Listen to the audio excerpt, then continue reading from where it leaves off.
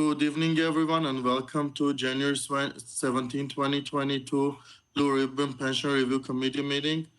To help slow the transmission of COVID-19 and protect the health and safety of the community, City Council, as well as Board and Commission meetings, will continue to be closed to the public for in-person attendance.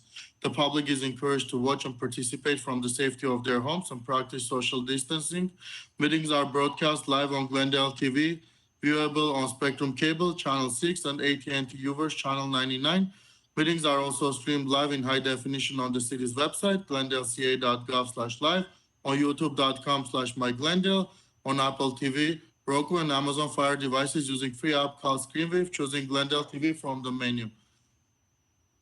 For public comments and questions during the meeting, please call 818-937-8100. Public comments on a specific agenda item will be taken when that agenda item is discussed. Now I'm going to conduct a roll call. Committee Member Amidian.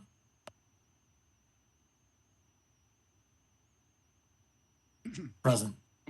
Committee Member Bain. Present. Committee Member Kadikian. Present. Committee Member Manning. Here. Committee Member Macias. Present. Committee Member Michaels. Present. Committee Member Molano. Here. Committee Member Nelson. Committee Member Wolfson. Here. Committee Member Finch. Committee Member Vance. Here. Committee Member Zakarian. Here. Committee Member Paulos.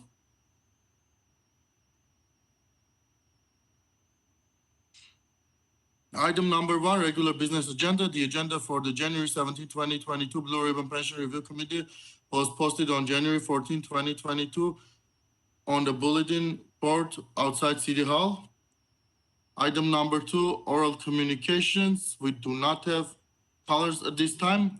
Item number 3, minutes. 3A, approval of the minutes from January 3, 2022 regular meeting. May I please have a motion and second?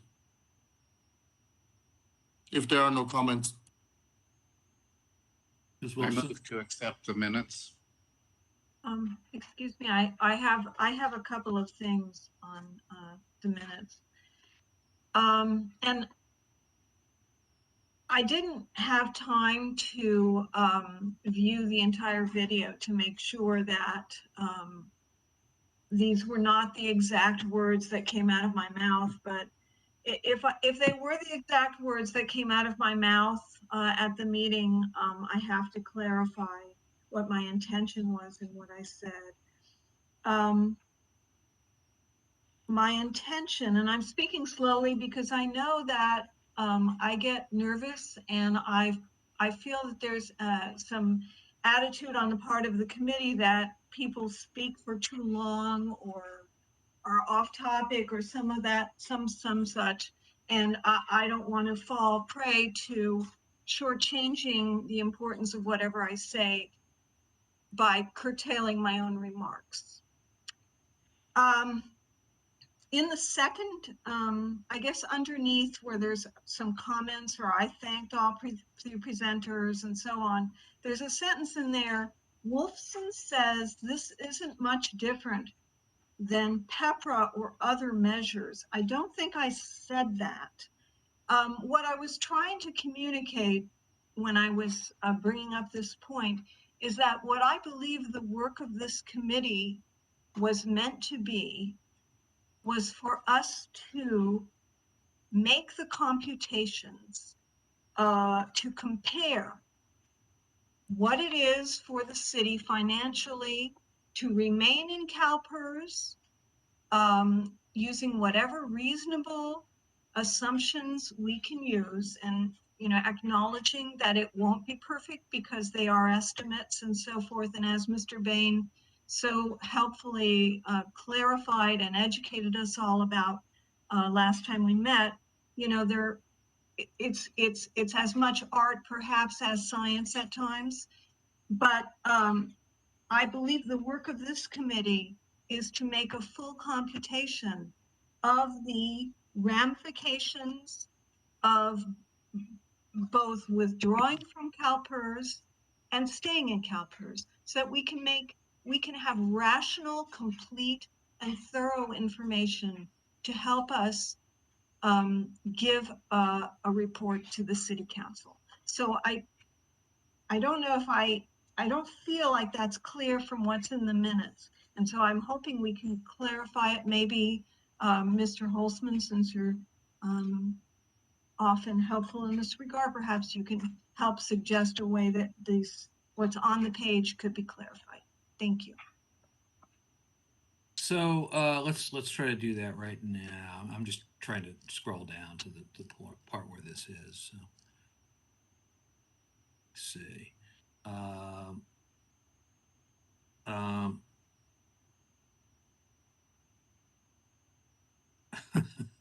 I'm just laughing at the swallowing the matzo ball. I see. So, well, maybe what we should do, why don't we strike, because I think you said it, but I don't think you meant it quite the way it looks like comes out here. Strike that sentence about it isn't much different than PEPR and other measures. And then I think the paragraph seems fine. I would just strike that line. I think it's more, okay. All right. Yeah, Mr. Holtzman? Yes, Mr. Milano. Yeah, I also have a list of what I consider errors or misinterpretation of basically of items that were left out. And on page 3, there's a section where I'm quoted that there are significant needs in city center. The objective of my presentation was to show all the committee members of the significant impacts that we have had in the last 20 years. And it was very specific with regard to issues such as the shortage of parkland or the plans that the city needed in order to address the future needs. And if I recall, one of those quotations, if I were to be quoted correctly, would have been close to $800 million that would be needed in order to fulfill the promise and the studies that have been done with regard to the freeway overpass parkland. And I also mentioned some other items concerning the significant shortage of parkland for about 32,000 people in the Recreation Planning Area 10, if I mentioned it then. So that the specifics are left out, and they're really significant, in my opinion, for anyone who would read the minutes as to why it is so important to fix the pension system. Is that the deficiency in infrastructure is material and pertinent to the discussion. And that's all left out. I also have additional items that I figured were in a way watered down on pages 4, pages 5, and pages 6. And I think there are way too many for us to consider. Let me give you another example. On page 6, there is a last statement that there could be a hybrid solution, for example. I made it very specific concerning what a hybrid solution would be in terms of a defined pension benefit up to a certain amount, plus a 401k for those salaries that merited that consideration. So instead of leaving it vague, I actually added those particular statements so that it could be a good reference point. I would suggest, instead of adopting the minutes right now, to let us have a little bit more time to review that against the video so that we can provide the proper interpretation or the proper idea that needed to be conveyed to the general public and to those who would be looking at these minutes and relying upon them. The way they're written right now is too deficient. Okay, so let me say two things. One, I'm actually fine with putting this over because our time here is short, and I don't want to take it on amending the minutes, spending a lot of time if there's a lot of detail that you want to add. I would say this though, I mean, the minutes are only intended to be a summary, and that we obviously have the actual video of what was said. So, but that said, I mean, unless there's an objection from other members of the group, I think rather than spend more time on this, I would like to just put it over and have you comment in writing, and then we can address it next time. Thank you. Is there any objection? So, okay, so we're gonna pass this item then, and we will. Then, Mr. Milano, what I'd like to have from you is written amendments to the minutes that you would like to see incorporated. that are consistent, obviously, with what, what was said. Okay. All right. Let's do that. So then let's move on. So first of all, I want to thank Isabel Safai for being here. I have worked with her in other capacities, and she's certainly one of the best known and respected employment benefits lawyers in California. So much so, I should say, that I use her myself from time to time, and so we're very lucky to have her. I know she advises the city as well. So she is here today in response, really, to a number of members of the committee who have, in one way or another, raised or wanted to further explore, I guess is what I should say, the issue of withdrawal from Calpers and some suggestion on the part of at least some committee members that maybe we could walk away, or how could we walk away. I want to emphasize, this is something that I feel it was very important to get an outside lawyer to do this, because although I happen to practice in more or less the same area, vis-a-vis Calpers at least, Isabel's a super expert in this, number one, but number two, also, I felt that it was inappropriate for somebody who is in the role of being facilitator to sort of be giving you, yes, I can talk, giving you legal advice. So with that, Isabel, why don't you go ahead, and thanks again. Of course, it's my pleasure. Just to make sure I'm able to do this, I'm going to share a PowerPoint presentation. I've got it ready to go, and I believe you should be able to see a PowerPoint presentation. Can I get confirmation of that? It's up. Okay, perfect. Well, good evening to members of the committee. As John indicated, my name is Isabel Safi. I'm a partner with the law firm of Best and Krieger. I have been practicing for 16 years. 15 of those years, I've been focused on representing public agencies across California, employee benefit matters, primarily related to their Calpers pension and health benefit programs. I would say about 80% of what I do day in and day out has to do with Calpers related issues across all areas that implicate Calpers. I've been asked to present answer questions of the committee related to the legal consideration in terminating a Calpers pension contract. First thing I wanted to lay as a foundation for the committee's understanding are the relative provisions of both the Public Employees Retirement Law and the Public Employees Pension Reform Act that place limitations on an agency's ability to provide alternative programs and benefits to employees. What I mean by that specifically is that under the Employees Retirement Law, provisions provide that all employees of the city must be enrolled in Calpers unless there's an exclusion that applies by contract or statute. As part of preparation for to the committee today, I was given copies of all contracts and amendments of the city under its Calpers pension program. And I reviewed a recent one, which is from 2018, did skim over earlier amendments to the city's Calpers contract. And the reason that I did not need to do an in-depth review of earlier iterations is because each amendment is intended to replace in its entirety earlier versions of contracts with Calpers. So when I review the 2018 amendment to the city's Calpers pension contract, I am reviewing the entirety of the city's obligations with Calpers.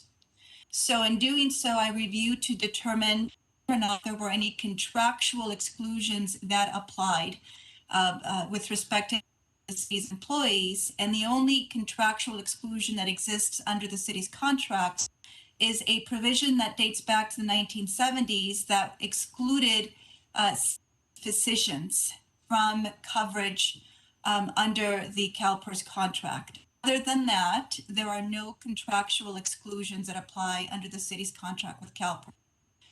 And then the other exception or statutory exception to membership in Calpers. The more common one being independent contractors. And then there's exclusions that apply on the basis of employees who work less than a part-time schedule with the city.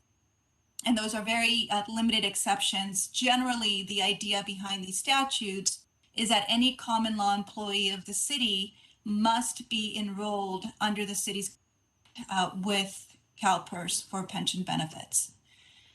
In addition, there's the Public Employees Pension Reform Act, which imposed limitations on the ability to create tiered retirement formulas for employees. What I mean by that is that under the provisions of PEPRA, any new hire of the city who is deemed to be a classic member has to be enrolled in the plan that the city had in place on 2012, just prior to the implementation of PEPRA. It's my understanding that we did in fact adopt a additional tier of retirement benefits precisely because of the then known forthcoming limitation. So you do have a second or perhaps third tier retirement formula that is new classic hires. And then for your PEPRA employees, there's a predetermined formula that is applicable to miscellaneous, so single formula, 2% at 62. And for your safety hires, the formula that is, there's three separate formulas that are applicable based on what your was in effect prior to the implementation of PEPRA. The point of this is that PEPRA inadvertently, I would say, limited ability to establish subsequent lower defined benefit would apply to classic employees, those employees not otherwise deemed new members under PEPRA. These two, the existing provisions of PEARL and the amendments added by mean that the city cannot provide a defined contribution, so a 401A plan, for example, or a deferred compensation plan, this would be a 457B plan, to employees that are not otherwise excluded by contract or statute. And you can't do that in lieu of the California benefit plan unless the city elects to terminate its contract. This is an added layer of complexity that is applicable to Cal employers. You have all been working in this capacity for quite some time and have received helpful information throughout this process that has touched upon the principles related to the California rule, the vested rights doctrine. And under just that rule, subject to bargaining requirements, new hires can be provided benefits other than, or can be provided a different type of benefit plan than provided to existing employees. But the added complexity of and providing benefits pursuant to the Public Employees Retirement Law limits your options with respect to new hires because of this all-in rule under the Public Employees Retirement Law.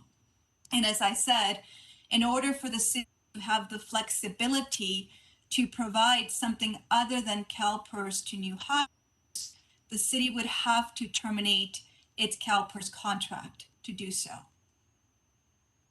So what does it mean to terminate a CalPERS contract, and what conditions that apply with respect to the termination of a CalPERS contract?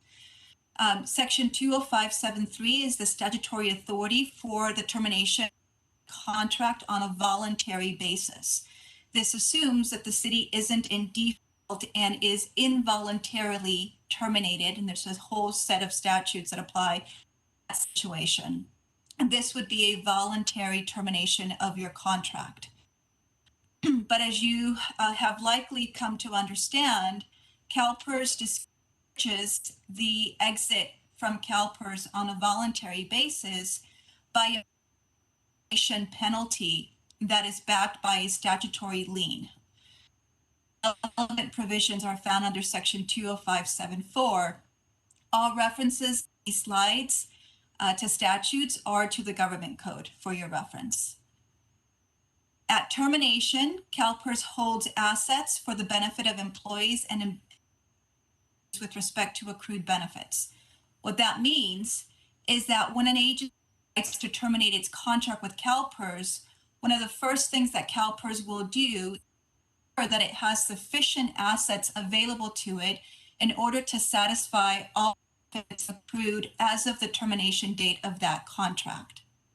Now, they will ensure they have sufficient assets because once that contract is terminated and the financial obligations of the terminating agency have been met, Calpers cannot go back to funding. So as a result of that, Calpers ensures that it has enough money, enough assets available to it to meet obligations. When an agency is terminating its contract, the assets that are allocated to satisfy the accrued benefit obligations are merged into a single termination pool that is invested very conservatively to protect those assets. So while Calpers uses 7% assumed rate of return on an ongoing basis to determine contributions, the termination pool is invested in such a fashion to ensure the liability of the principal of those assets, and the return expected for assets is significantly lower than the assumed rate of return for plan assets on an ongoing basis. What this means is that when you compare the funded status of an employer on an ongoing basis to the funded status of that plan on a basis, there's a significant increase in unfunded liability because of the way that Calpers imposes this penalty. The terminating agency must then fully fund the plan on a basis. So whatever that termination cost is minus asset, the unfunded terminated liability has to be funded by that agency on a lump sum basis, unless the agency and Calpers agree to a payment plan anywhere from 5 to 10 years to extend the duration of that terminated penalty by the agency. But of course, there's an interest component to that as well. To the extent that an agency is unable to meet its full obligation, Calpers on a terminated basis, Calpers then has the ability to impose a statutory lien that applies to all assets of the agency with priority, except with respect to prior liens or wage. So that's the next couple of slides, a quick illustration of how the termination liability poses a significant cost to an agency who moves with a termination. So pension funding is comprised of 3 components: the current assets, future required contributions, the assumed rate of return. So we're using A, B, and C. B, the future required contributions on an ongoing basis. This means an agency that continues to participate in Calpers year over year and will make contributions year over year. B is fulfilled on an ongoing basis by both employer and employee contributions as it relates to the normal cost component, and employer contributions as it relates to the unfunded actuarial liability component amortized over the applicable. And then C, the assumed rate of return, again, on an ongoing basis, currently is that 7%. When you look at funding purposes on a terminated basis, B and C change. B, again, the future required contributions are accelerated. They're due on some basis unless installments are accepted by Calpers. And as I said, in that owes an interest. And then C, and this is the more significant factor that creates a significant cost to exiting Calpers. The rate is substantially reduced to a variable rate that is generally based on the yield on the 30-year treasury. Over the last 10 years or so, that percentage has been less than 3%. And you may have noticed in the most recent evaluation that the city received, Calpers uses a 0.7% and a 2.5% to calculate the hypothetical termination liability for the agency. The point of this is that the assumed rate used by Calpers to calculate termination cost is significantly lower than what it uses to calculate your liabilities on an ongoing basis, meaning that when you leave Calpers or choose to terminate Calpers, the unfunded actuarial liability will increase usually threefold, if not more. In this slide, I have just a very quick summary of what that looks like for the city based on your most recent valuations.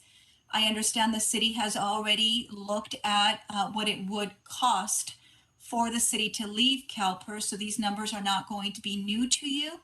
But I wanted to give you a specific illustration as applicable to the city so you could see what the termination liability or circumstance does as compared to your ongoing obligations to Calpers. So the city has two separate plans. It has a miscellaneous plan and it has a safety plan. That safety plan covers both police and fire, and your miscellaneous plan covers all other employees of the city. Under your miscellaneous plan, your ongoing unfunded actuarial liability is $326 million. The hypothetical termination that's referenced in the most recent valuation for this same group increases to between 1.26 billion to 1.69 billion, depending on what discount rate or assumed rate of return is used in that context. So you see here the increase is substantially more than what your obligation is on an ongoing basis. And you see the same occur in the context of a safety plan. For this reason, the termination process has been described as a poison pill or a golden handcuff, discouraging agencies from leaving Calpers. This particular methodology of calculating exit cost for an agency was implemented in 2011. Prior to 2011, agencies that left Calpers were subjected to the same calculation that ongoing liabilities were calculated on. So the cost of leaving was not significant at that time. And precisely for that reason, Calpers took action to change the method by which it would calculate termination of a contract. For that reason, and relevant to the termination process is the fact that Calpers has the authority to cut accrued benefits to a level consistent with the funded status of a terminated plan on a withdrawal basis. What that means is if an agency decides to exit Calpers and is unable to meet its full obligation to Calpers on a terminated basis, then Calpers can and will cut benefits of employees, of retirees, on a proportional basis to the funded status of the plan on that terminated basis. Here in this slide, I give you some examples of some of the more significant reductions in benefits that we've seen over the last 10 years or so. City of Loyalton exited Calpers in 2016 without realizing what it meant to exit Calpers. And as a result of that, was unable to meet its full obligation to Calpers, and benefits were cut for its 5 retirees by 60%. The more recent one that you may be familiar with is the East St. Gabriel Valley Human Services Consortium, LA Works, from 2017.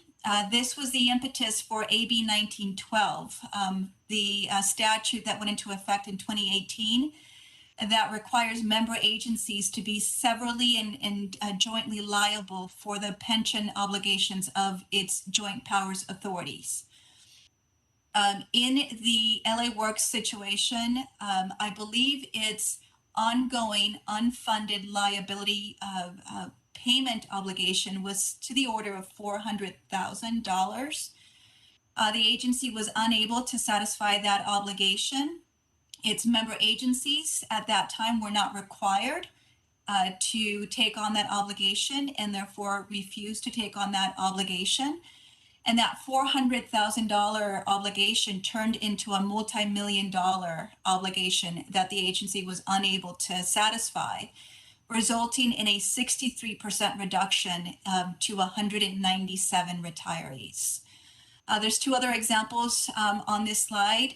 The point being that in addition to the significant cost related to leaving Calpers, if an agency isn't able to meet that obligation, benefits will be cut substantially.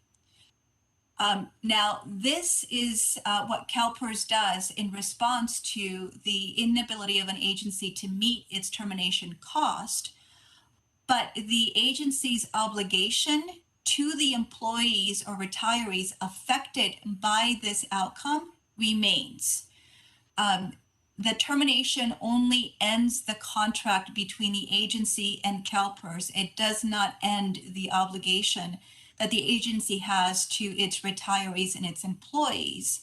And so that's something important to keep in mind as the committee is considering the implications of terminating or withdrawing from Calpers.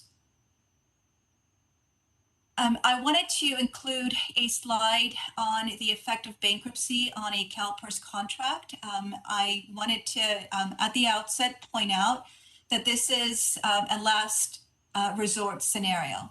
This is for an agency that is insolvent. Certainly nothing, not the case with respect to the city of Glendale. But I understand whenever I'm discussing the potential to exit Calpers and the contractual obligations, the potential to make modifications in a bankruptcy scenario always come up. And so I just wanted to briefly touch on this for your reference. There have been 3 high-profile bankruptcies in the last 10 or so years. Not a single one attempted to reject its Calpers contract and coming out of the bankruptcy situation. However, in the Stockton bankruptcy case, there was discussion that was present in the court's decision, suggesting that it would be possible to adjust or modify pension contracts pursuant to bankruptcy code law. The consideration relevant in the Stockton decision was that a city's failure to impair its pension contract did not defeat confirmation because pensions are a part of total compensation and other reductions in compensation were sufficient. That may have not been clear. So ultimately, I should say, the Stockton plan was approved by the court, even though Stockton did not pursue an impairment of its pension contract because other modifications were made in the total compensation package that were deemed to be sufficient for those purposes. But what the court pointed out was that Calpers doesn't bear the financial risk of reductions in bankruptcy court because of its ability to offset or reduce pension accrued benefits in the event that full funding isn't achieved.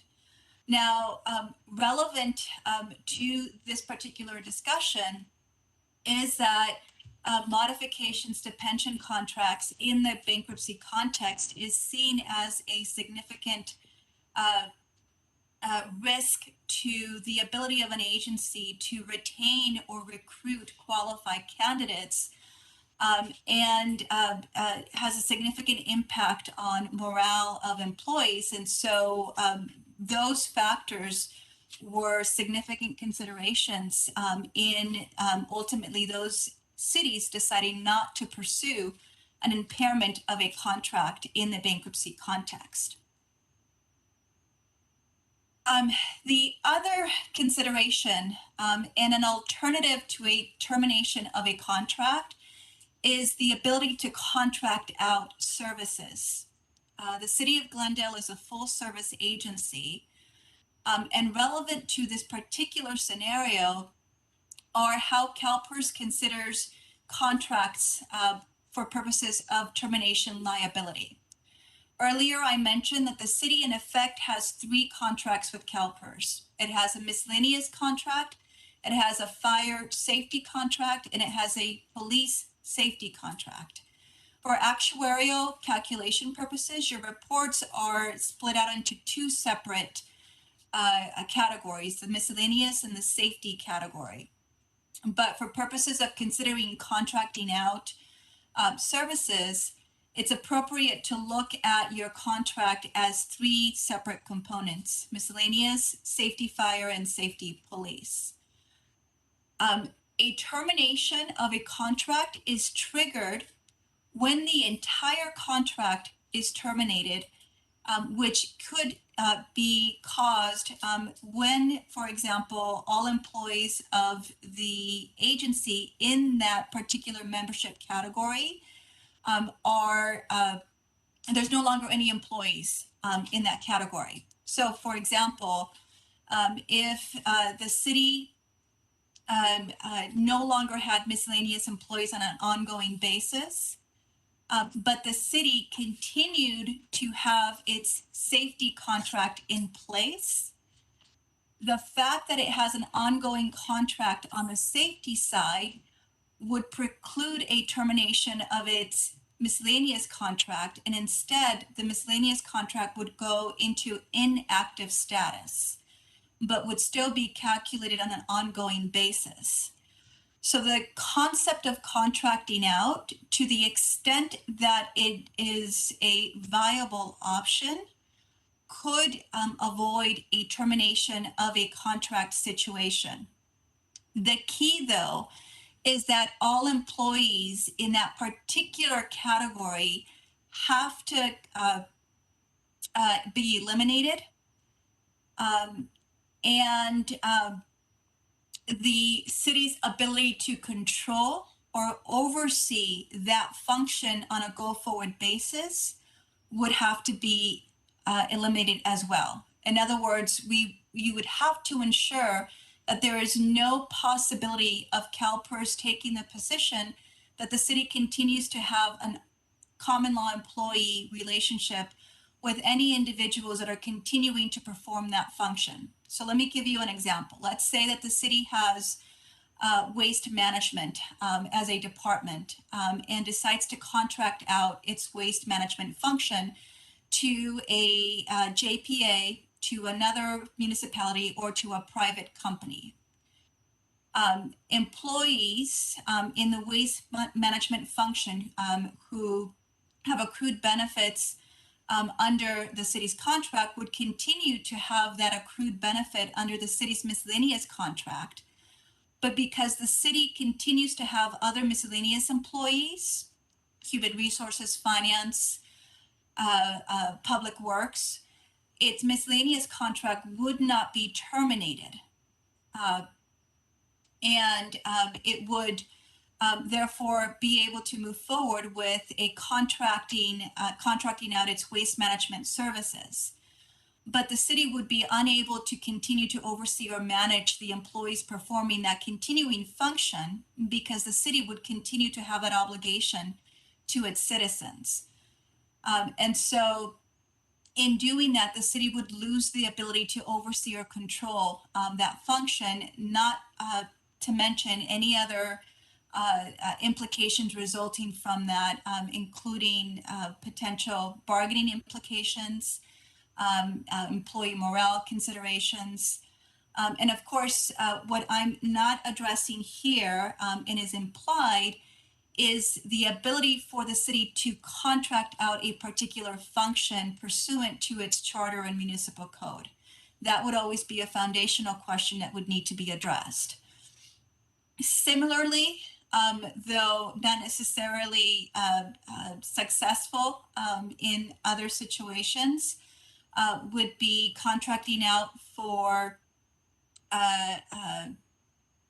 safety services, whether it's fire or police. Again, the requirement there would be absolute divestment of the ability to oversee or control the delivery of those services to the citizens of the city. And that has always been a particular concern in evaluating the viability of potentially contracting out services. I've been addressing just generally advantages and disadvantages related to contracting out services. The obvious advantages of doing so, of course, relate to the ability to avoid the continued accrual of defined benefit obligations with respect to future service. But the disadvantages are also significant. Those disadvantages include the ability to, the loss of controlling the delivery of those services, and the effects that it would have on other groups or other categories of employees of the city who would be concerned about the potential of a similar outcome occurring with respect to the services that they provide. Within the LA County region, there are a number of municipalities that do contract out services and don't provide those services in-house, but those tend to be smaller agencies, not full service cities, who aren't used to providing a full service of services to its citizens, and therefore have an easier path towards providing for a contract option, contracting out option for certain services.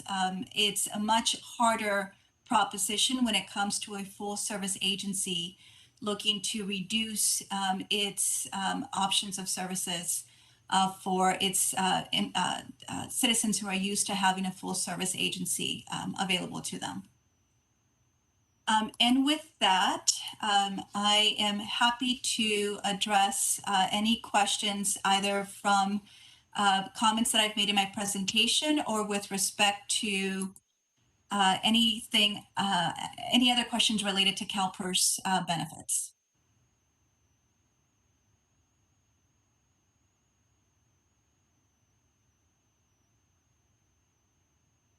You're muted, John. My bad. I, for some reason, can't get everybody on one screen here, so I can't see all the hands that are up. Mr. Husband. Mr. Milano, I saw Mr. Bain, was that you? Who? Yeah, Mr. Michaels too. And Mr. Michael. Okay. All right. Well, let's start with Mr. Bain. Just a quick question. I didn't hear it specifically. Is an option for new hires to have a lower formula than for existing employees? So to the extent that new hires are considered to be PEPRA, so new members, the pension reform bill provides a lower formula than what's available to your classic employees, that 2 at 62. That's the only lower formula that's available to your new hires on the miscellaneous side. It's the same case with respect to your safety employees. There's a specific formula that's relevant for those that are deemed to be PEPRA. Outside of that formula, the answer is no. Mr. Milano. Thank you. I would like to, and thank you very much for your presentation. You made things much clearer and much more ominous than I had perceived it. I want to ask a couple of questions with regard to the absolute divestment claim that you made and how it applies. The city of Compton did away with its police force within the last 10 years, I believe. And I believe contracted out with the county. So under this absolute divestment, does that mean that the city council has no control whatsoever of what assignments, let's say, or focuses that the sheriff's department would have to undertake for the city? How would that work? Yeah, to be clear, what I meant is the ability to oversee or control the individuals that are performing the safety services on behalf of the city. In order to ensure that there isn't a common law employee relationship between the city and those individuals, the obligation, the contractual obligation has to be between the city and the entity that is providing that particular service. So what I meant by divestment is not overseeing the individuals performing that work. Okay, thank you for the clarification. You also mentioned that we have 3 contracts. You separated safety category from the police safety. Could you explain a little bit more what the difference are between those two? Yeah, the point of that comment was in the scenario where the city decides to contract out its police services, for example, the city would still have a safety contract with its fire personnel, and therefore it would not result in a termination of its safety contract. The same would be the case if it were to decide to contract out its fire functions and maintain its police force, because it still has an active safety classification in its safety fire category. It would also not result in a termination of a contract. That's the relevance of splitting out those 2 categories. I'm not clear on the differential, because if we have 3 contracts, wouldn't each contract be its separate entity of negotiation? And let's say that the city decided to contract out fire, for example, to the county, not the police. The city would be unable to do that, you're saying, unless we also decide to provide police services through the county. You have to be, it's all or nothing, police and fire both, or not one or the other, correct? That's not what I'm saying at all. No? Okay. Technically, the city has a single pension contract with Calpers. Calpers separates your contract into membership categories of miscellaneous and safety. When we are considering strategically how the city could potentially limit its future pension obligation while not triggering a termination of its contract, we're able to separate categories on a miscellaneous basis and then fire and safety. The only relevance of doing so, Mr. Milano, is for purposes of avoiding a potential termination of a contract and the significant unfunded liability that results from doing so. By no means do I mean to imply that the city would have to contract out one, all or nothing, essentially. But if you wanted to affect, if you really wanted to affect a withdrawal from CalPERS, the importance of it is that you actually can't affect a withdrawal from CalPERS unless you take all 3 groups. I'm sorry, could you repeat that, please? what it means is that if you wanted to effect a withdrawal from Calpers, and the reason you would want to withdraw, I mean, I'm not suggesting you should or shouldn't, but if you wanted to withdraw from Calpers because you wanted to have, let's say, a defined contribution plan for new employees, in order to do that, in order to effect that withdrawal, you would actually have to withdraw all of your employees. Otherwise, you're still in CalPERS. I think that's right. Is that, Isabel, do you agree? That's exactly correct, yes. Is there a separation, if I may continue the questions? Would that include the miscellaneous? So in other words, Yes. so basically we have to do it, we have to discontinue all employment to everybody in order to basically cancel CalPERS. Is that what you're saying? Do I understand it correctly? I think that the way of looking at this is that you don't, as a general rule, you don't want to trigger a termination from CalPERS because that imposes a significant liability on the city to the order of multi-billion dollars in liability. And so because of the way the city is structured, because the city is a full service city, it has the ability to contract out certain departments or functions without necessarily triggering a termination. To John's point, you could potentially contract out fire, safety, waste management, water purveyance, and still keep HR, public works, finance, and you would not have a termination situation because you still have employees that are enrolled and contributing into CalPERS. So, I mean, so Mr. Milano, I mean, Isabel's coming from where people normally come from on this issue, which is to say they're trying not to trigger a termination, which is the normal thing you're doing because you're trying to avoid your $2.8 billion liability. And what is interesting about CalPERS, which is different from private sector has a concept called partial withdrawal, where if you withdraw more than a certain number of people from a pension plan, it triggers a withdrawal liability. CalPERS is unique. As long as you have one employee still in it, you don't have to withdraw. I have more questions, but I let other people chip into that. I don't want to monopolize. Mr. Michaels? I have 2 points I'd like to clarify. Assuming that the decision is made for the city to terminate CalPERS, you talked about how that liability would be calculated.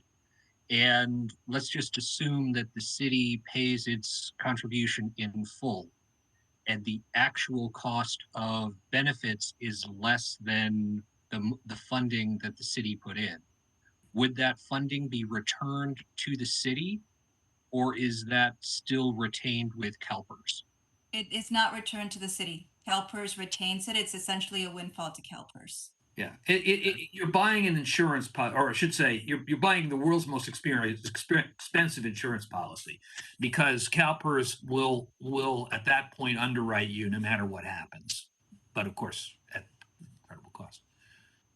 Mr. Amirian, and Michaels, I think he has another question. I'm sorry. And on the other side of things, if the city is unable to meet those obligations, you've explained that CalPERS is not going to be held accountable and they would cut the benefits. Would the employees be able to then go after the city, either civilly or contractually, to still have the city be responsible for the full payment of their pension benefits as contracted? Yes. Now, in order for CalPERS to get to the point where it reduces accrued benefits, it would have to conclude that it cannot pursue any further assets of the city. So essentially, the city would have to be pretty much insolvent at that point. So yes, the affected retirees could go after the city, but from a practical perspective, there may be nothing left for those employees to go after.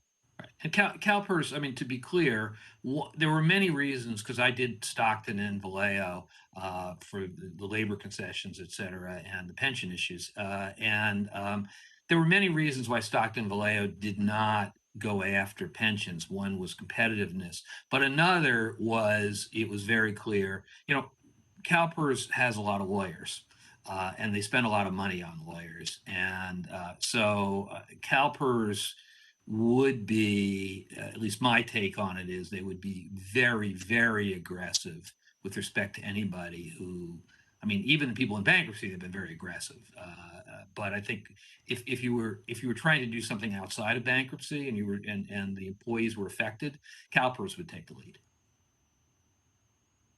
Thank you. I just wanted to clarify the point of if we paid more in, that would simply be a windfall for CalPERS. If we weren't able to pay the full amount, that the city would still be liable in some way, whether it's CalPERS still aggressively going after that, or the employees and the unions still having grounds to go after the city.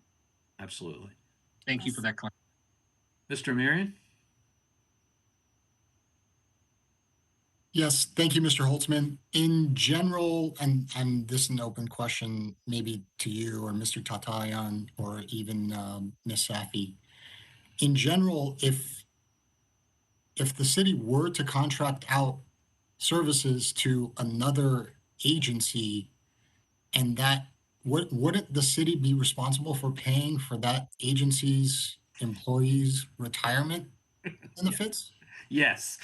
The answer is, I mean, obviously, it's whatever contract you can reach with somebody, right? So, sure, there, in theory, you know, the county could say, we'll give you a discount, but in reality, that's not going to happen. And in reality, whoever you contract with is going to, at a minimum, charge you the fully burdened cost of the services that they're providing. And Mr. Holtzman, wouldn't then the city be at the mercy of the agency's decisions to modify said pension plans in the future of those contracted out third-party employees? Well, so, I mean, bear in mind, nobody has, if you're in CalPERS at least, nobody has very much flexibility at all at this point to modify plans, because to some extent the PEPRA plans are the PEPRA plans, and there isn't a lot of flexibility. But it is absolutely the case that one of the biggest disadvantages of contracting out is, let's say you're a pretty financially prudent entity. You know, you don't have much guarantee that the organization you're contracting out to is going to be as financially prudent as you. So, you know, you are going to be absorbing the cost of whatever labor deals they make, et cetera. I don't know, Isabel, any other thoughts on that?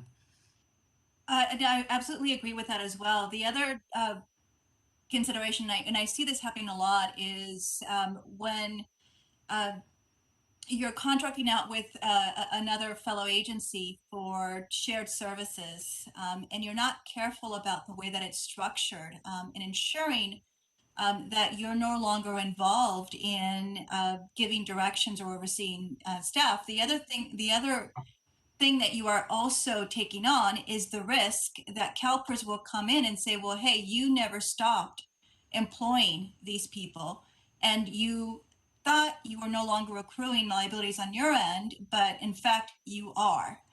That tends to be a pretty common risk that I see whenever there are shared staffing arrangements, which is why one of the key considerations whenever you're thinking of contracting out is whether you are truly able to let go of the ability to oversee the work that's being performed.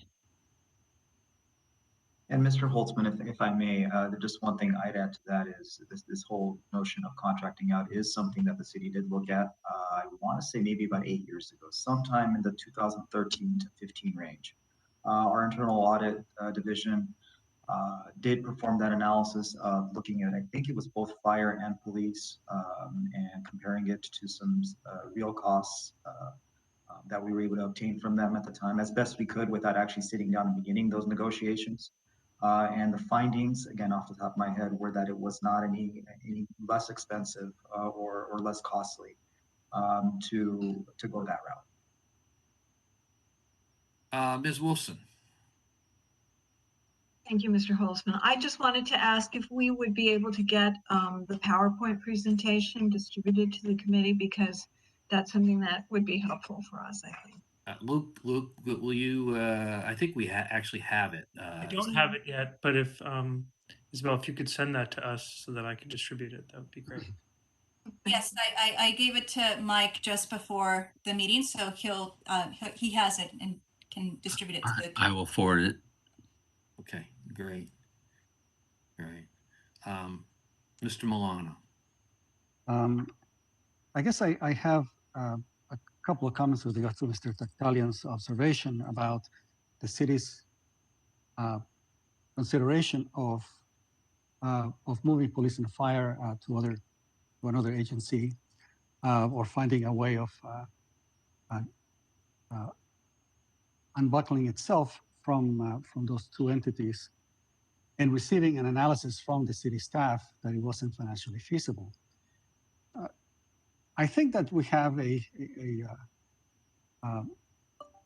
moral problem here, is that it is not to the best interest of city employees, especially those in management, to present a program to the city council that would be contrary to the self-benefit. And I think that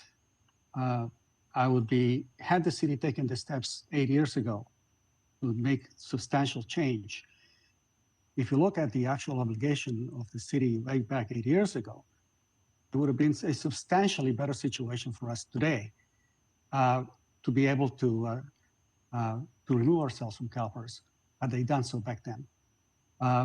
And the delay, even when it was considered again for another evaluation 4 years ago, had the city taken action 4 years ago, it would still have been a lot better. So I question whether the city staff is giving the city council a truly independent arm's length type of evaluation. And I just don't believe that the city council is receiving it. That's my own personal opinion, because the numbers don't tell me that. It has gotten significantly worse now to extricate ourselves from this pension benefit problem had the city taken action 8 years ago or even 4 years ago. So the evaluation given to the city council was probably incorrect, in my opinion. But I'd like to ask a question to the attorney with regard to maybe a little bit more nuance. Who defines what is a safety employee? And is it under the control of the city, or is that definition a Calpers type definition that we cannot change? So Calpers has its own definition, which is actually not 100% the same as, there's some nuance in it on the, well, there's nuance on it in public safety in both Calpers and in other statutory settings as well, because there are different kinds of peace officers. And so there is a little bit of nuance in it, but Calpers has a pretty clear definition. I don't know, Isabel, any further thought on that? Yeah, no, not only does Calpers have statutory provisions that define who's deemed to be a safety employee, but their staff applies it very strictly. So the elements have to all be present in order for someone to qualify as a safety member.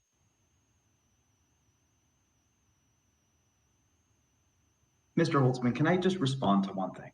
Sure. Mr. Milano, I mean, I don't want to get into a back and forth with you, but some of the statements you made are rather, I'm not really sure what the right word to use is without being undiplomatic, but they're offensive. The analysis that I was referring to was conducted by our internal audit section.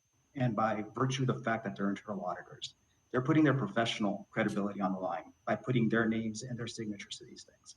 So to suggest that we would put anything out there that isn't kosher, that is in the best interest of the city, is unfathomable at this point to me. So I just want to say that, and I will just say that anything that we put our names to is 100% documentable and supported.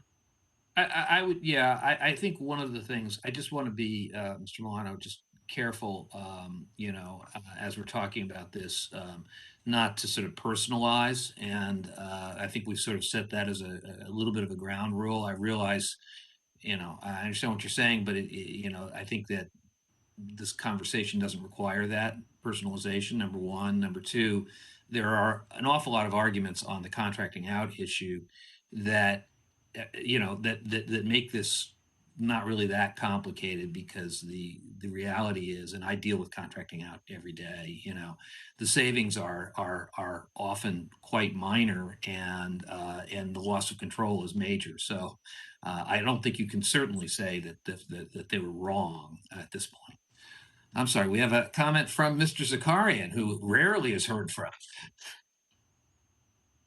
Good evening, everybody. Isabel, R. Zakarian, Glendale Firefighters Association Vice President. Thank you for being here with us tonight, and thank you for that presentation. A couple of comments and questions. I kind of want to echo what you said, but it seems like, since we started this Blue Ribbon Review Committee, unfunded liability has been a phrase that we have utilized a lot. And from what I understand, an unfunded liability and how that number gets portrayed or illustrated is kind of skewed, because an unfunded liability, correct me if I'm wrong, is if every city employee was to get up and walk out of their employment today. That's how much it would cost. And I feel like that's never happened unless it's been contracted out. So that unfunded liability number is illustrated in a way where the number continues to increase if you don't know what's behind it. So the definition or defining of unfunded liability is extremely important for us to understand. So maybe we can get something written down as to what unfunded liability would mean specifically for the city of Glendale itself.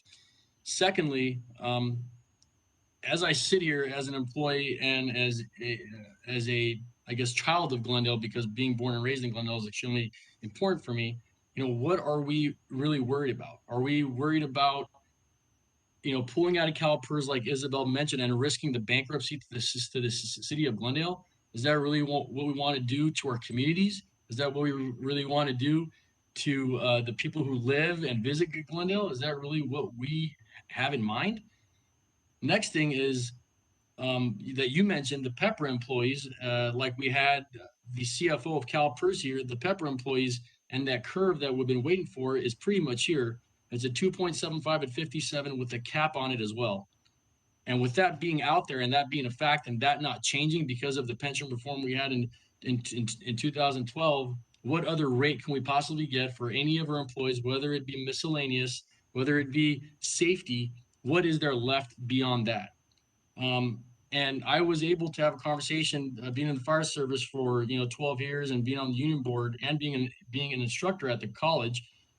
For me to realize and talk to an LA County captain who's up in Montrose and La Cañada just about a week ago, he was saying that they were waiting for an ambulance for 60 minutes from El Monte because Montrose had contracted that out. So LA County runs a piece of Locker Center or Montrose, and the closest ambulance was 1 hour out. And my parents who reside in Glendale, if they were having a medical emergency or any type of fire with people hanging out of windows, which we had, that I was a part of, and risk my life for strangers I didn't even know, to have an ambulance 1 hour out for a family member, to me, is unacceptable. And a lot of us reside in Glendale. A lot of us have family in Glendale, and for us to have that contracting out, what are the risks, not to the city of Glendale, but to the residents that live in Glendale, because that is who we are here for at the end of the day. We're not here for ourselves. Every one of us takes on the oath to serve the city for the people who live in the city of Glendale, including myself. But I guess to echo what you said is absolutely correct. The one thing I asked for is for us to actually get that definition of what unfunded liability means, and actually agree to that CFO presentation, that PEPRA contract is starting to look better and better for the city of Glendale. Thank you. Mr. Holtzman? Yes, let's see, Mr. Bain. Yeah, I just wanted to make one comment on one of the risks of saying, hey, if we'd looked 8 years ago or 4 years ago, we are currently in historic low interest rates. And as I showed on my presentation on unfunded liabilities, the interest rate is a huge factor. So yes, things would have been better had we done this when interest rates were higher. They will be better if we wait until interest rates are higher. That is also a given, unless you assume that interest rates will never go up again. Just an observation. So I do, if there are not any critical questions, it looks like we might have a couple more.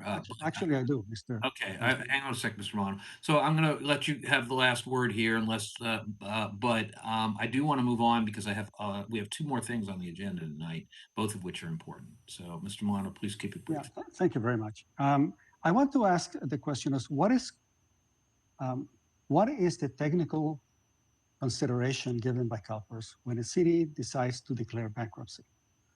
If the city's total obligations, including Calpers and all the other bonded debt and so forth, exceed its assets, is that one way of measuring whether the city is insolvent? No. What's the actual definition? I can help with that because I did work on Stockton and Vallejo. So actual bankruptcy has to be a cash insolvency. So it's not a book insolvency. Obviously,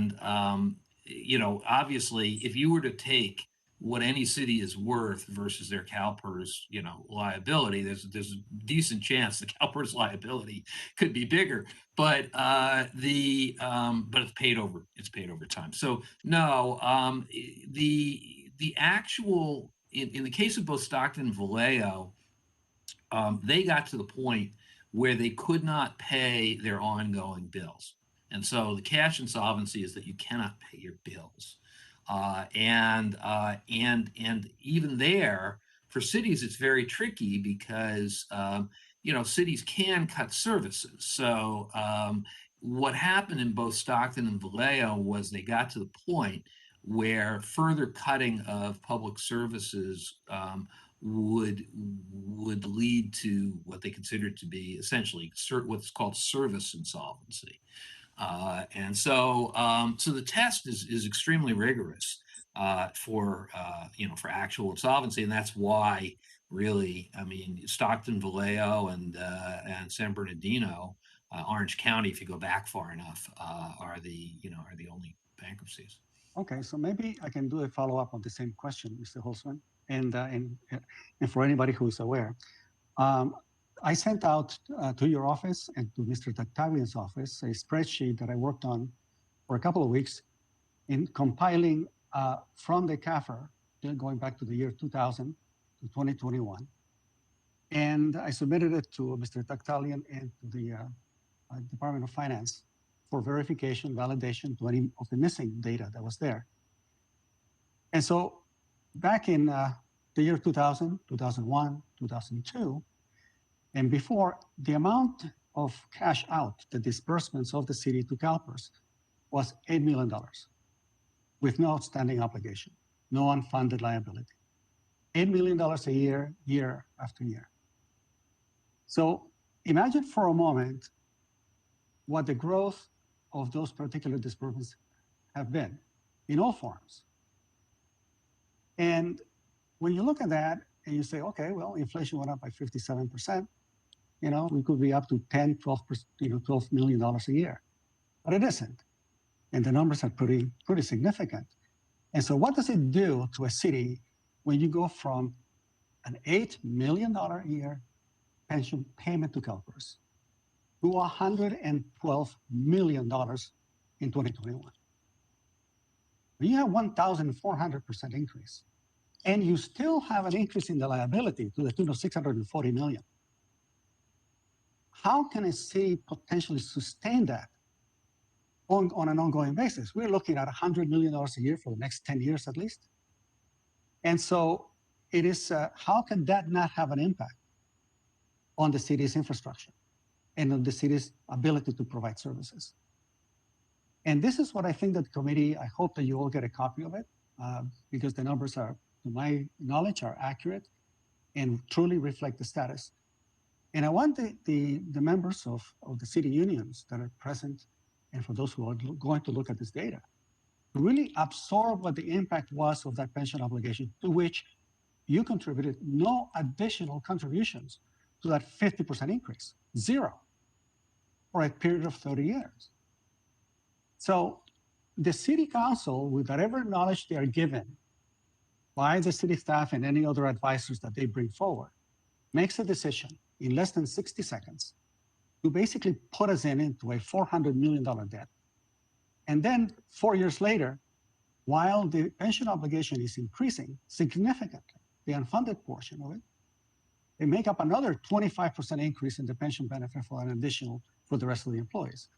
So the impact of this process needs to be considered by the committee in order to assess if the going concern that we have, the manner in which we are approaching pensions today is at all workable when compared to the options of leaving Calpers. Okay, I just wanted to highlight that. Okay, because we have a number, Mr. Manning raised his hand. I know we owe Mr. Kadikian as well, but let me go to Mr. Manning first and then Mr. Kadikian.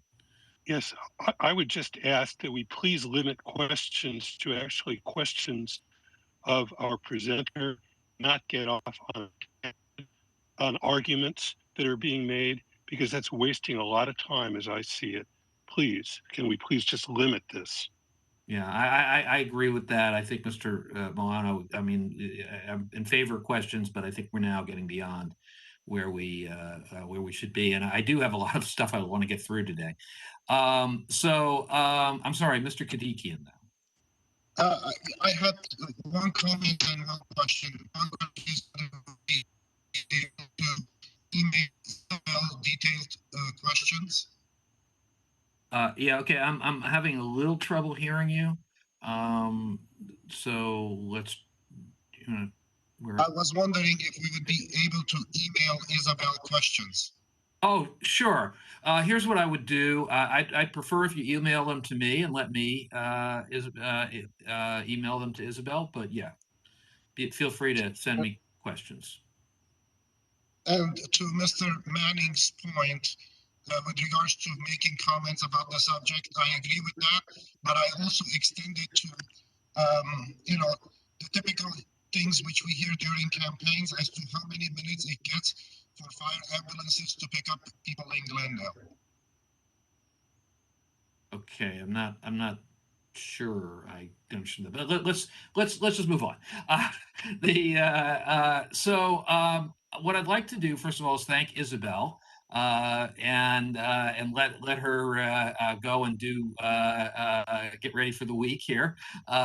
Thanks so much, and I will probably pass on some questions to you as they come in. Of course. Thank you, and have a good evening. Okay. Bye.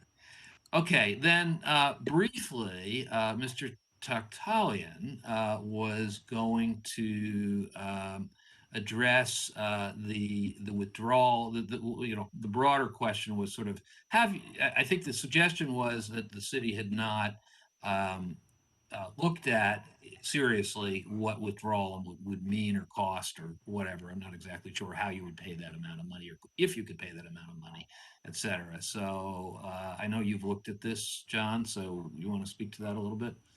Sure, actually. Let me read that into record. Item 4B, presentation from John Tahtalian regarding cost of withdrawal from Calpers. Thank you.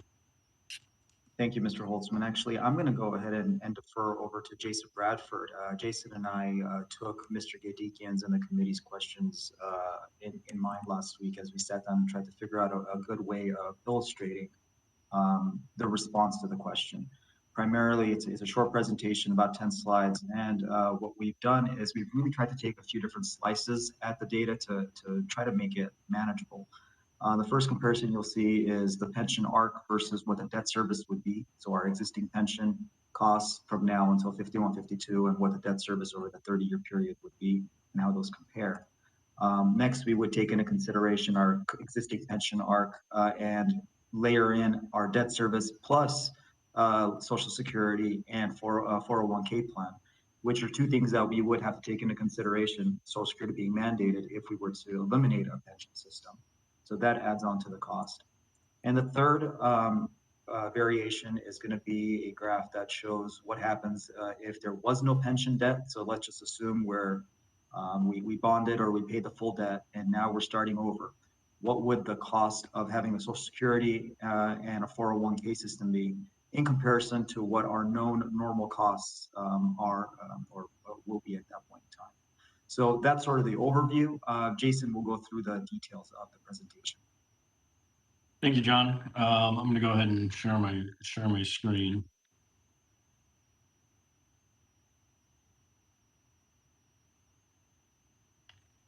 Okay, so this is a pretty good segue now that we've looked at, kind of learned about exiting PERS and what that would look like from a hypothetical termination liability, and this really stemmed from the kind of the discussion that we had in our last session about, well, what does that look like from a numbers wise? Is it even feasible? Could we do it instead of paying our PERS ARC? Could we bond out, exit completely from all the plans, and is there a point where it ever crosses over and it says, wow, this makes sense to do it, or does it make more sense to just does pepper kick in? So I've put pencil to paper to cost it out. So, but before I get into the numbers, of course, when we're dealing with hypothetical termination liabilities, there's always assumptions.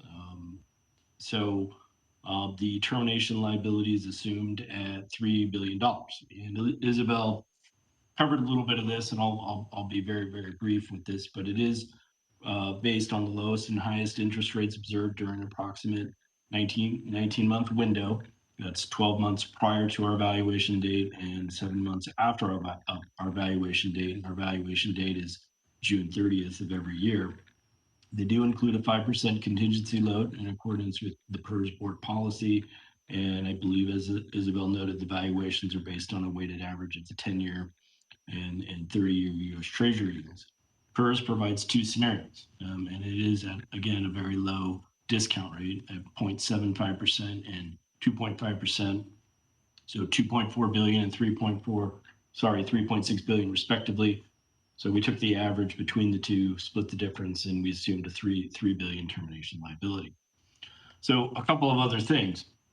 So if we bond out $3 billion, well, what does that look like based on our current AA taxable bond rates? So we would have a debt service of 153.4 million and 1.6 billion in interest payments, for a total of 4.6 billion in principal and interest payments. That's what it would look like over a 30-year spread based on the current taxable bond rates. So we have to compare that. We have to compare that debt service, those payments, to our PERS funding ARC. And the ARC was presented, the actuary analysis was presented to the committee back in November. And we were taking that as our projected ARC to compare the difference. And of course, as Mr. Tiktaalian pointed out, this assumes a complete withdrawal from PERS, all planned. So we'd have to consider Social Security tax and a 401k match, and for assumption purposes, it's at 4%.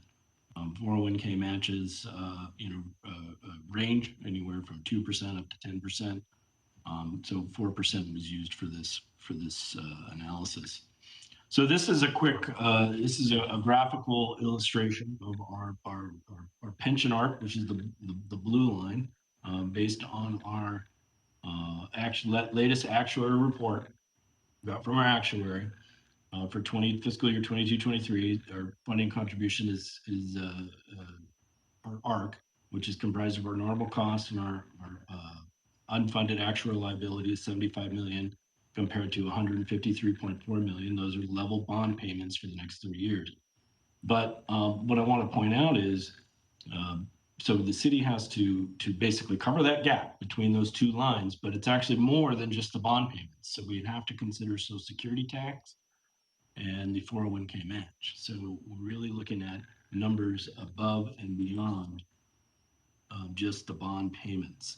So really what you're looking at is, over the next 30 years, if we're not going to pay the ARC, and we're going to pay the debt service, the 401k, Social Security tax, the difference between that top line and that blue graph, the line here.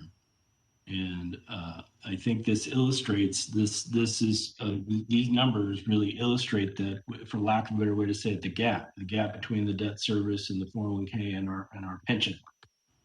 And as you can see, in year one, it's $93 million. And it does ratchet down as our pension arc peaks at sometime around, it looks like fiscal 3031. We're still short $69 million. And then, as you can see, the unfunded actuarial liability starts to decrease and it's fully paid off in 41, 42. And we're just paying the normal cost starting in 42, 43. We've got significant still debt service to pay of $155 million. So all told, all this gap totals $3.3 billion, and that's the net. That is the net of paying our debt service, our 401k, our Social Security, net of our pension arc. So what's interesting to note is, okay, well, having presented all this information, does it ever cross? Does it ever get to a point where you say, wow, it is, we make this back in some shape or form, a payback period or break even? And I think what's interesting to note is to look at starting in fiscal year 42, 43, and I've just highlighted these years where you can say the blue line is our pension arc, and the green line is Social Security tax and the 401k after the UAL is fully amortized, after we pay it off after 41, 42. And the lines, they don't diverge significantly. And this is really where PEPRA has really kicked in, and the normal cost based on our latest actuarial analysis approximate what a Social Security and 401k match. Social Security is 6.2%, 401k match at 4% would be roughly 10%, and that's where the normal cost is currently forecasted to be. And it doesn't diverge. It would have to diverge significantly in order to start paying back those costs. So just a couple of concluding remarks. So issuing that kind of debt, absolutely, we've talked to our bond advisors. Would absolutely adversely affect the city's credit rating. It would drop us at least a notch, maybe more. Obviously, it's just not feasible to fund the debt service, the Social Security tax, and the 401k match for 30 years. I think the bridge is too far to cross, so to speak. And interestingly enough, and again, based on our latest actuarial analysis, the normal cost is comparable to the Social Security tax and the 401k match after the UAL is amortized. And of course, as we've touched on this throughout this evening, doing a full withdrawal and exit out of PERS leads to some retention and recruitment issues, not to mention the meet and confer issues that would have to occur between the various labor groups. So that concludes my remarks. I would be happy to take any comments and questions. Thank you. Thank you. Mr. Bain. First, I'd like to thank you for that presentation. Two comments I would make, however, is one, I can't believe that the city would possibly get away with only putting in 4% into a 401k plan. I don't think that's realistic in this world. So I think that number would be much higher in reality. That was a very conservative. Yeah, I just know that the world of big businesses and cities is much higher than 4%. It's my experience.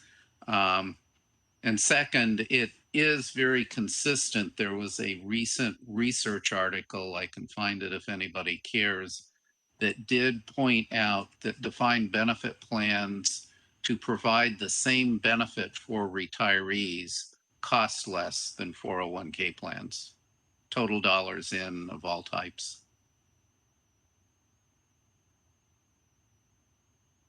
Ms. Wolfson. Thank you, Mr. Holtzman. First of all, thank you for the presentation. I appreciate that you put it together. And I'm wondering two things. First of all, can we get the slides? Second, there's a consistency here. Yeah. Nothing if not consistent. And the second thing is, once we have the slides, if we, maybe, because, we had no chance to look at this and think about it. And I really don't want to just do a fishing expedition, start asking questions unprepared. I like to prepare and ask intelligent questions that I think are germane. So would it be possible to either meet with you all or correspond with you? I don't know where that could run afoul of rules. I want to be careful not to do that either. I think my preference, I don't mean to speak for you guys, is I'd like the communication to come through me, not because I have any huge desire to be the fulcrum of this whole thing, but just for an organizational perspective and trying to keep some control on what we owe and what we don't owe and what we've done. But I'm assuming, Jason, that you would be willing to answer some questions. Absolutely. Committee member Wolfson and Mr. Holtzman, certainly I'll get the slides out, answer your first question. We'll get the information out, and second, absolutely available to answer any questions about this material. Thank you very much. Mr. Michaels. As someone who asked for this, I just wanted to go ahead and echo Ms. Wolfson's comments. I do appreciate the analysis of this. That was what I was looking for. But again, seeing this just through the presentation, I wanted to make sure that you would be available if we were to send comments to Mr. Holtzman and be able to have this on the agenda if there were any follow-up on this. Yeah, I think that's a great idea. I mean, again, Jason has been on with us now, so I assume you'll be probably joining us at other sessions as well. So whether your preference is to ask questions through me or for us to have him come back, I mean, he'll be here anyway, to come back and answer some questions next round, I think that's fine. This is I thought it was a very high quality. It's exactly what the committee, I think, was asking for, which is focused, clear, and well thought out. So I really appreciate it. And anyway, Mr. Milano. Yeah, I want to echo the same thing, Mr. Bradford. I truly appreciate your presentation. Excellent in every way. It was concise, it was clear, it gave us a full scope of it. And I also want to personally thank you for the efforts of your office to be able to look at the spreadsheet that I created and make the necessary, fill in the necessary gaps that I had in it and make the necessary corrections. And it's my hope that the rest of the members can see that spreadsheet to look at the overall picture. You are in an amazing untenable situation in your position as finance director for the city. It's an incredible problem that you're going to be facing going forward. And I don't envy you, and the tough decisions that the city needs to be making in the future. With regard to Mr. Bain's observation, I agree with. I looked at an entity with regard to understanding the claim that it is difficult competitively to find qualified people with a defined contribution. And I took a look at the University of Southern California. And they're a miniature of a city doing pretty much a lot of the same things, people in accounting, in internal planning, engineering, and so forth. And their contribution is 5%, plus another 5% on the 401k matching. And that's it. There is no more complexity to it. Pretty significant. And I don't believe, I haven't researched it, but they have any difficulty in finding the right qualified individuals for their positions. The poison pill that we have, though, is that if we were to provide the same thing, it would make your numbers even more difficult to attain. Because then we would be providing close to 10% instead of that 4%. And so looking at trying to extricate ourselves from Calpers becomes almost a financial impossibility. And that's what I'm taking from this presentation. How the city council makes decisions is awfully important to me, and how it is being presented. And I can count on and I have a lot of confidence from the finance director that he will be presenting as candid as possible the situation that we have. But it means that we have to look for alternatives and options that we may need to reconsider with regard to some of the other issues. We are locked into how we define safety, so it's not under our control. Pretty much it seems like we're not under our control for any type of major decision that we try to make. I'll be giving it more thought, but I really appreciate the effort so far. And I want to also convey my appreciation to Mr. Tactavian and your efforts in responding quickly to my question. And for regard to my comments, yeah, it is difficult to forecast in the future what the situation might be and how the decisions in the past could have been made much better. And I will address those issues perhaps in the future when I give my assessment as to why it is that I believe that way. And hopefully I can corroborate it with some data. Thank you. Thank you. Okay, I'd like to move on to beginning a discussion about structure of a report. We still have a number of sessions to go. I am expecting next session. Well, I know we will have folks from PARS to talk about the funding of the 115 plan and you know, I think there are legitimate issues in the area of how much money we do put aside, and is there any possibility to put aside more money, or should we be putting aside more money, et cetera, whether it's in a 115 or paying more to CalPERS, et cetera, or doing a POB. Those are issues we have not yet really had, you know, a direct kind of conversation about. So those are still coming in terms of experts talking to us. But I did want to begin the discussion. And Luke, if you want to just put up maybe on the screen. I'll do that now. My just beginning thoughts about structure of report. I'm going to send this to everybody. This is, to be clear, this is without conclusions at this point. This is, although at some point, in some ways, this reflects, I think, some inherent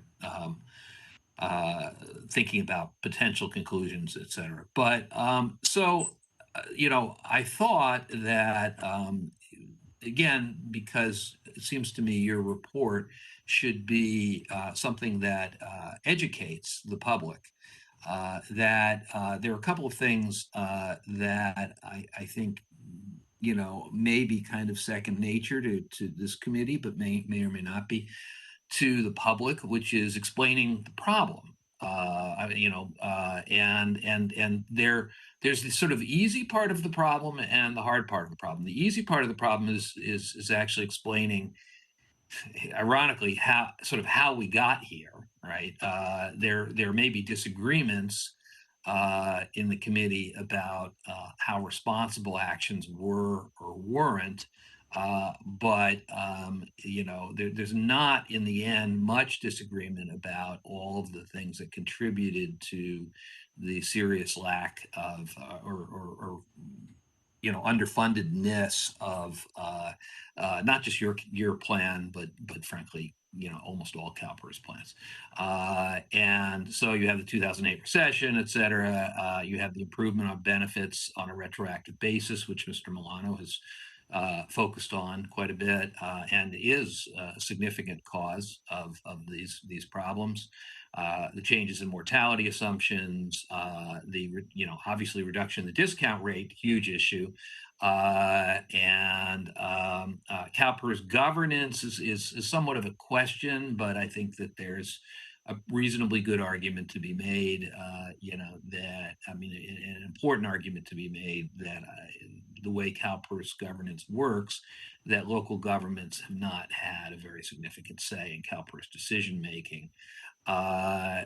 You know, there is a question, I have this as a question mark. Some feel that CalPERS's earnings have been, you know, even this year, 20 some odd % or less than they could or should have been. I don't know if that's really right or true, but I mean, that's a question.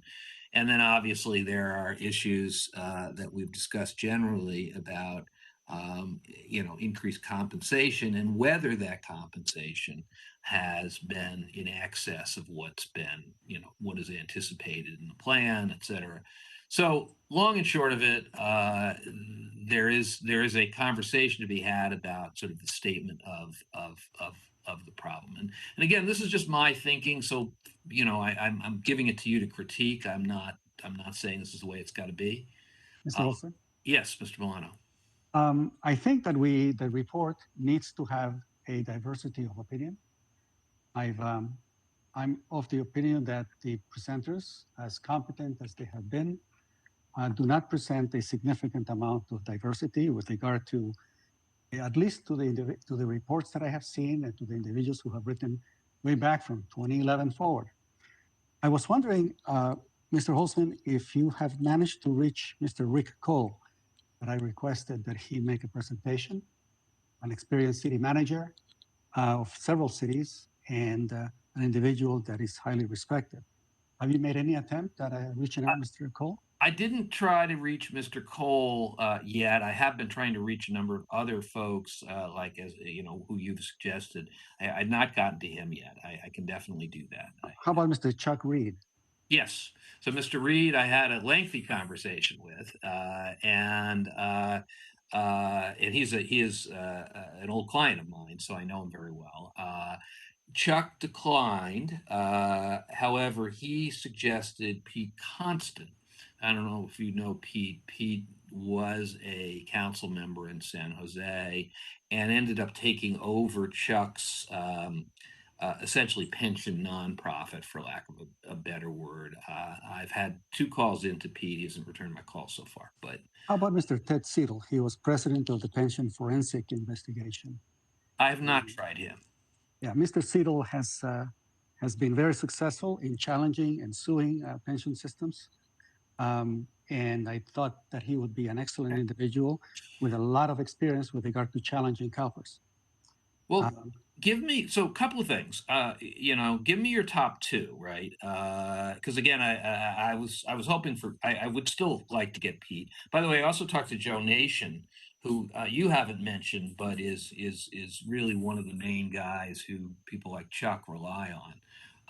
And Joe is mulling whether he's willing to come. There's Mr. Rod Hewitt, if I remember, he's professor at Caltech, and also renowned. He, I believe, made several presentations back 4 years ago that were attended by council members.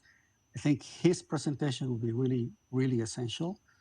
And then, of course, I was thinking that having our city treasurer, Rafi Manukian, who was involved in the decisions of 2001 and 2005, and who is the city treasurer right now, and who makes investments, as probably one of the most relevant individuals that we can ask for to get a sense of how is it that the city council makes these decisions that, as we now know, has such a significant impact financially. So okay. Mr. Rod Hewitt, Mr. Rick Cole, that's be 1 and 2. Mr. Ted Seidel with 3, and Mr. Rafi Manukian would be 4. Okay, 1, 2, Hewitt, Cole, Siegel, and then okay. So let me see what I can do on one of those 4. As I say, I'm still working on. I think Joe Nation would be very helpful because Joe is very focused on the issue of the discount rate, which is, I think, one of the big unknowns here. And is a dissenting voice. Yeah, having Mr. Rick Cole, I think, would be really relevant because we, it is one thing for a private citizen like myself, even though I follow city council very judiciously, it really takes a city manager to highlight to everybody here involved as to the impact that these particular payments actually have on a city. Sure. And I think it's just so very important for us to have them.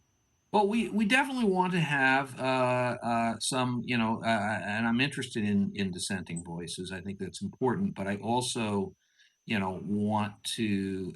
I also recognize, by the way, that there may be when we come up with a report, there may also be dissenting voices in that report, and there may be dissents, which is fine. But obviously, my job is to try to drive as much consensus as possible within that. So I do want to talk a little bit more about the report itself. Ms. Wolfson. Yeah, I wanted to just say that as far as the report goes, I mean, we're at a stage where I think we're still going to hear some more information from presenters. I see you have, it's a kind of an outline that is up. I would love to see this at my leisure. I consider myself something of a writer, and I will undoubtedly have edits. So I just want to put you on alert about that. Sure. Well, and we're gonna send this to you. I may work on it just a little bit more before I send it out, but. And one other thing, I do want to also put in a vote of interest in hearing from Rick Cole. I think he would be just a very interesting speaker for us to hear. Okay. All right. That's sounds good. So in any event, I feel like obviously we need to look at, the Glendale context specifically, not just this broader context of CalPERS. And I should say I skipped over this issue of future funding of unfunded liability. What I think is going to be very important for this report, which is not related to, well, it's not directly related to solutions, is a little bit closer analysis of when we really see rates peaking, because we do have a difference between the CalPERS predictions and the Bartel predictions. Of course, nobody has a magic ball here, and we could have a depression in between the two. But I think it is going to be very important for this committee to give its best opinion about, is this something that we, that the committee feels is,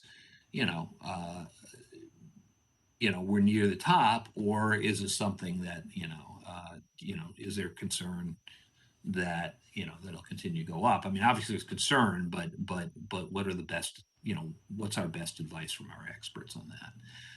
Because I think that sort of matters, and we heard that from Mr. Zakarian, for example, pointing out that he thinks we're close to the top here, and that is what the numbers seem to show. So I think that's important to understand. So anyway, local context, steps taken by the city, et cetera, funding the 115, increased employee contributions, et cetera. I would say, we have not talked, and I've been, leery of getting into assessing labor contracts, but I think it is important to recognize that when the city does comparative analyses, and we've not had any presentations on this, but of compensation, the city is not a high flyer, which I think, in my world is important in terms of assessing that. So anyway, then there's the issue, obviously, of the recommendations. And I think there are, first, I think it's important to point out what the limitations, and you heard about a fair number of them today. I think, from my perspective personally, the fact that the law does not allow local entities, or for that matter, the state, to create new plans for new employees that are hybrids, et cetera, while not withdrawing from CalPERS, is a real problem in the law, and not one that I think is justifiable personally. But it's not something that I think that you as an individual city can do much about. So it is the law now. We know that. We know that there's a law on vesting, obviously, and then there are obviously concerns about competitiveness. We've talked about that. So then with that, let me just finish a little bit more. There are obviously the potential remedies, but I think, they're, oops, it went away. Luke? Did we lose Luke? Yeah, be back up. Sorry about that. So, this is a bit of a grab bag at this point, but some of the things we either will have considered or have considered, and the additional payments, higher contributions. We talk about POBs. We've talked about limiting although there's more to be talked about here, final compensation increases, contracting out, we just talked about withdrawal from Calpers, breaking the contract with Calpers, bankruptcy. Now, I'm not saying all of these are good solutions. I'm saying this is I guess what I would say is a roadmap of what, in varying degrees, we have, people have raised or talked about in this group. And then there are, I think, a couple of issues that I think there seems to be consensus in the group not to spend too much time on things that we could try to influence in law, but but are not currently possible. But there are a few things, one that I think the switching to being able to switch to defined contribution plans, at least, is one that certainly has been talked about by some members of the committee. And then I particularly have an issue, this one's mine, I'll admit, which is that based on the California Constitution as it was amended not too long ago, that Calpers does not have a fiduciary duty to local governments, which I think is problematic. Mr. Holzman? Mr. Milano. I would like to see in the report a section that delineates all of the different laws that prevent a city from impacting or influencing the pension system. Everything from what you mentioned in the Constitution to the various different legislation that completely hamstrings the city in taking any action, right? In trying to divest itself or remove itself from Calpers, or taking any action by lowering the defined contribution. It's like everything is set and limited and is preventable. It prevents the city from taking the proper action without a major effort in Sacramento. So I think lining those laws out and say, here are all the laws that prevent us from taking action. But I would also like to add here a couple of laws that are at the local level that could possibly be changed. And there are two in particular. The city attorney mentioned that when it comes to contract negotiations, that there is some law that either prevents or forbids the city from making it public, or is it a choice of the city council to make it public? In other words, does it forbid transparency, or is it a requirement that it be under closed session? Because as we now have these new members of the community apprised of the pension system, it would be incredibly valuable for those members present to have an opportunity to now, based on the knowledge that they now have, to be able to speak up and give their opinion or a warning to a particular MOU that is being considered. The public is completely out. So not only are the laws restricting us, we also have no participation, no democracy when it comes to looking at the MOU that is being considered or the additional benefits that are going to be changed. So what are the laws that impact us or prevent us from having a true, transparent, open negotiations like it's done in many cities that I researched? There is also another law that I think is really important when the city council is about to make a decision with regard to an MOU. And I spoke up at the city council with regard to this a few months ago. And that is that when it comes to any contracts with any private entity, there's a law that requires that the city provide transparency with regard to campaign contributions. But not when it comes to the MOU and the employee contributions to the campaigns. So if we divorce ourselves from considering the political implications of organizations that get involved in the political process, and then the political process is hidden from the public, and on top of that, we cannot change the legislation or we cannot change the state constitution, the public is totally ineffective in truly making any change of any kind. I mean, this is as remote from democracy as anything that I've ever seen in any country that it claims itself to be democratic. So I would like to see some discussion of those laws and what is within our power to change, especially if it is within the city of Glendale. I need clarification on that. Thank you. Okay. Hang on, Luke, can you take that one down so I can see everybody? It's WebEx. I only get a choice of. Are there other hands? Mr. Bain, you're muted.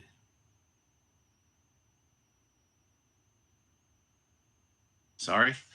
Well, I think it's important to put some of the history in there.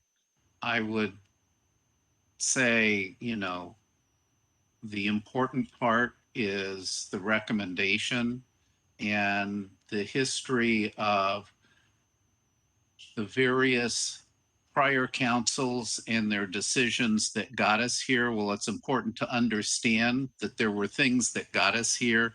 I don't think we need to overly dwell on those issues. Right.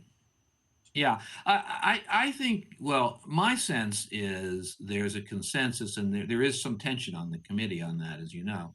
Yes. Mr. Milano, frankly, I think you are somewhat focused on decisions that were made, in the 2000s.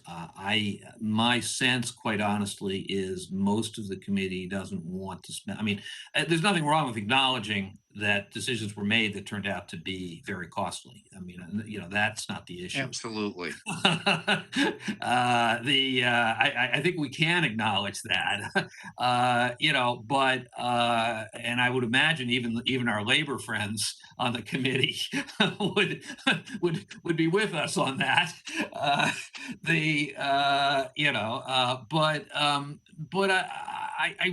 I'm not hearing from most of the folks in the committee that they want to spend a ton of time on that issue in the report. Mr. Holzman, this is really truly important, and everyone here comes from a different perspective, yes, and different experience. Because I watched the city budget, I was hoping year after year for this issue coming from the CAFR to be discussed. So if the city council made bad decisions in the past, is one thing. If they made it repetitively, because the structure that we now have prevents them from getting the proper information for making an assessment. Remember, we are dealing with citizen politicians, not professional politicians. They don't get paid very much to do what they do. They have full-time jobs generally. And so looking at the procedure of how decisions are made will be one of the most beneficial things that we can give future city councils to say, like Mr. Bain pointed out, if you give an increase of just 1 or 2%, let them see what the long-term impact is going 30 years out, given the assumptions that were taking place. We need to give this city council and future city councils a template of how to make good decisions. And that is the reason why going back is so valuable, right? Just like our companies go back over their previous models and figure out how they screwed up and figure out, no, we can change this and improve on that.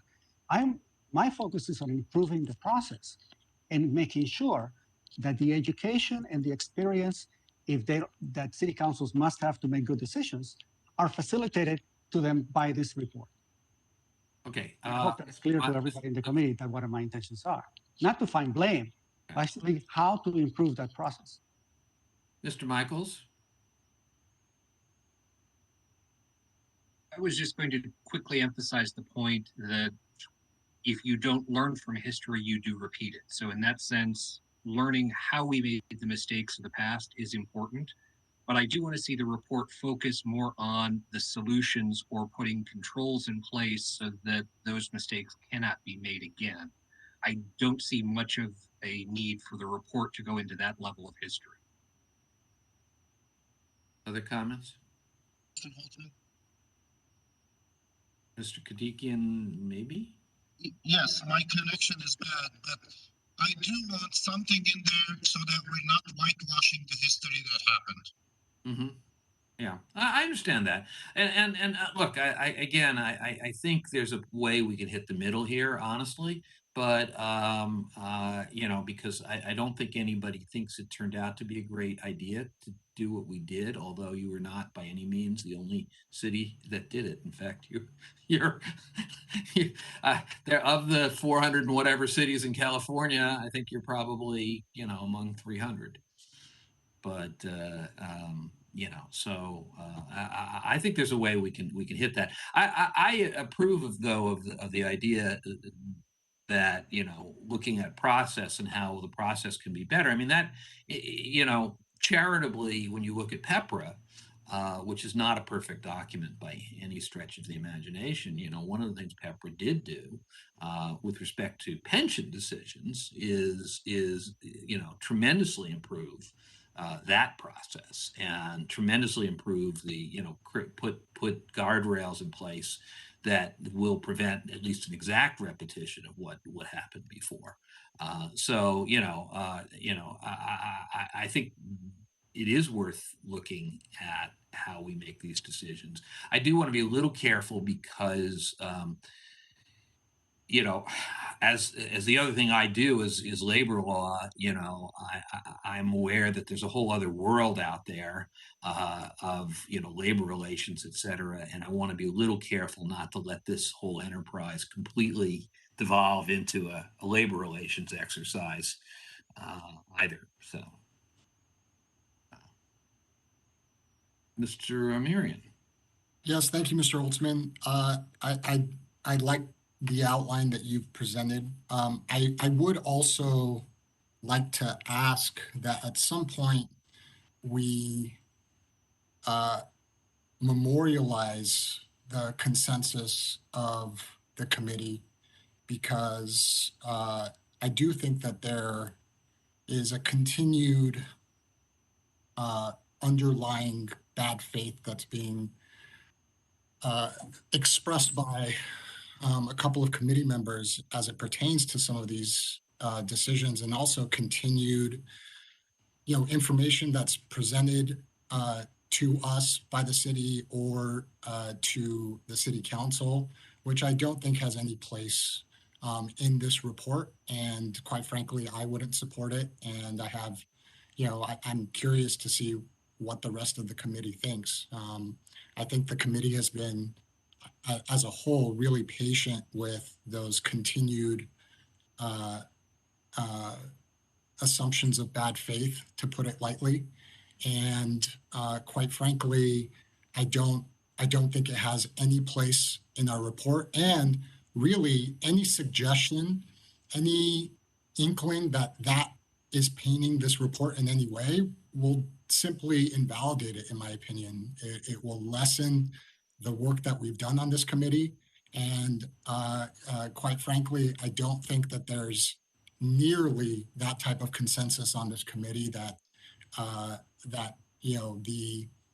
let's just say the majority of the time spoken by specific committee members has painted, in terms of those feelings about what city employees continue to do and how they might manipulate information, or just these unfounded, unsupported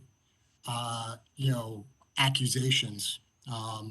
And one more thing to that,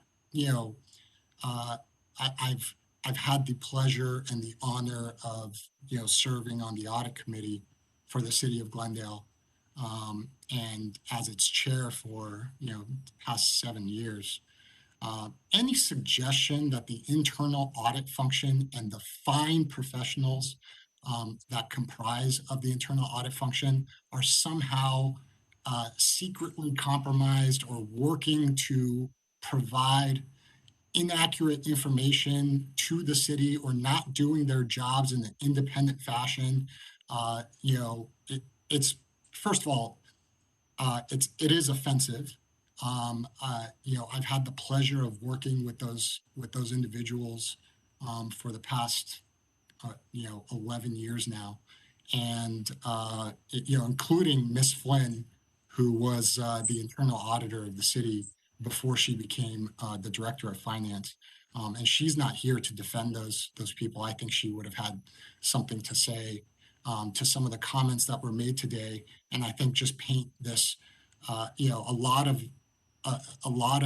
those comments in just a bad light. I mean, you know, unfortunately, I think Mr. Milano makes some good points, but however, those good points are just, you know, like covered in this toxic sludge of accusing, you know, members of the city, employees of doing horrible things. And quite frankly, I don't know about the rest of the committee. I'm kind of tired of you know, giving our valuable time entertaining those types of comments.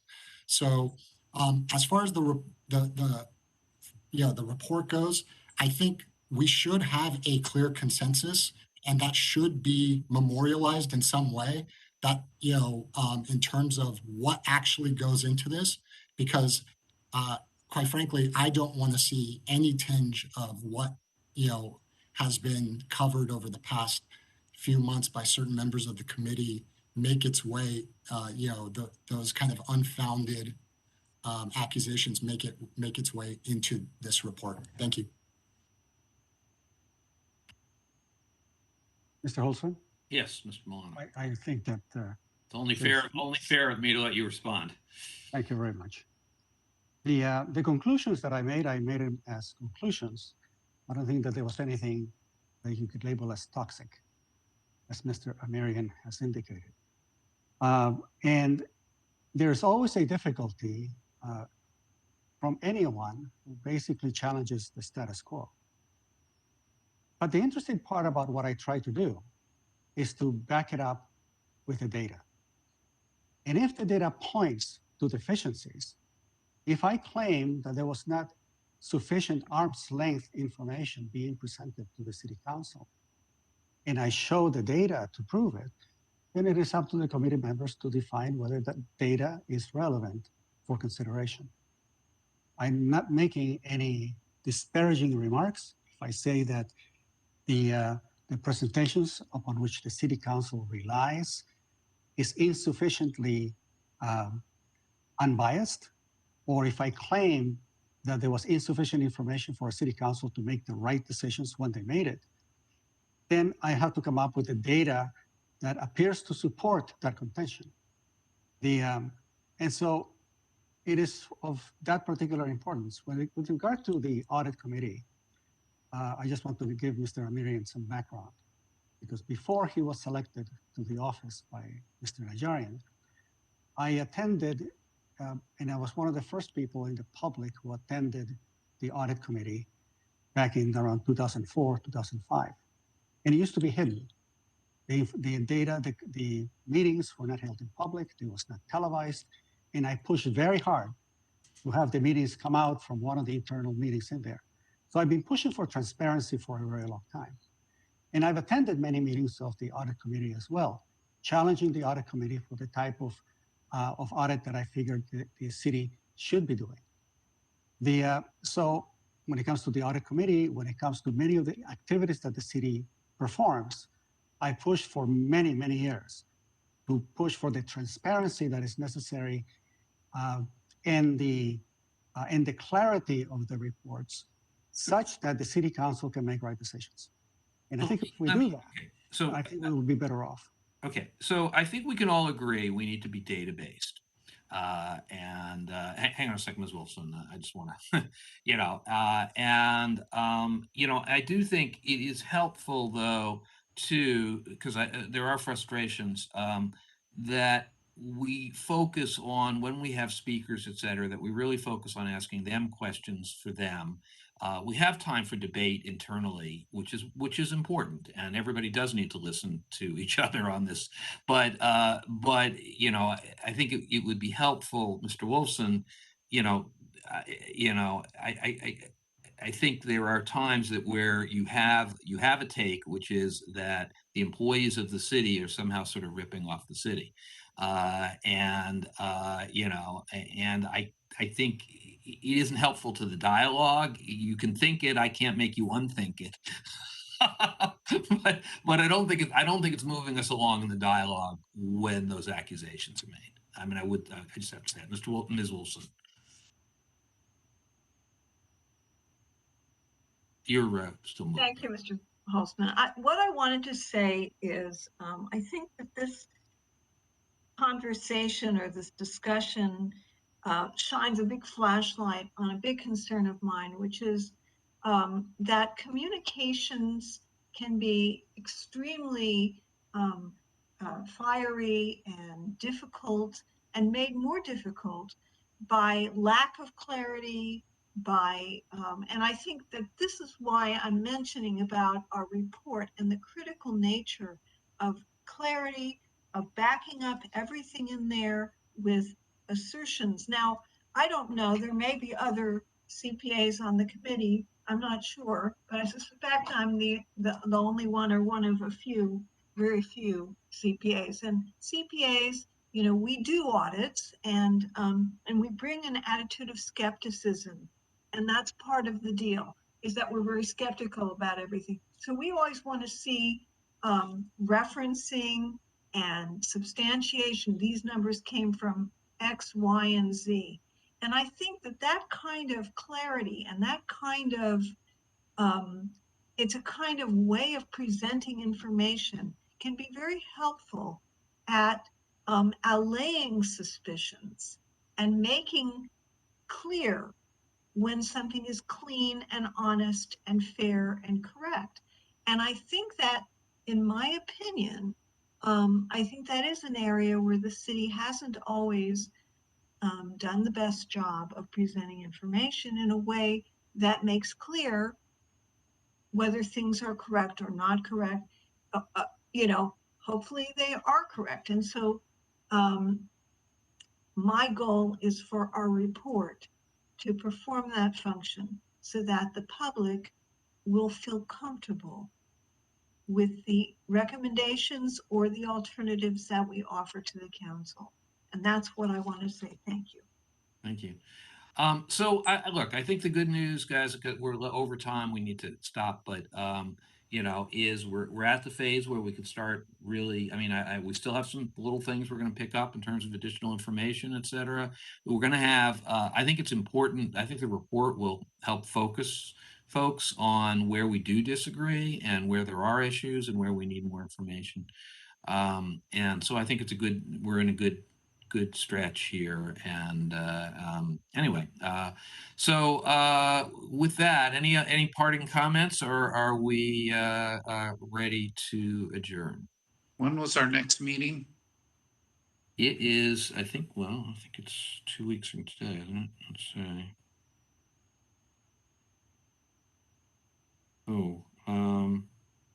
Does anybody?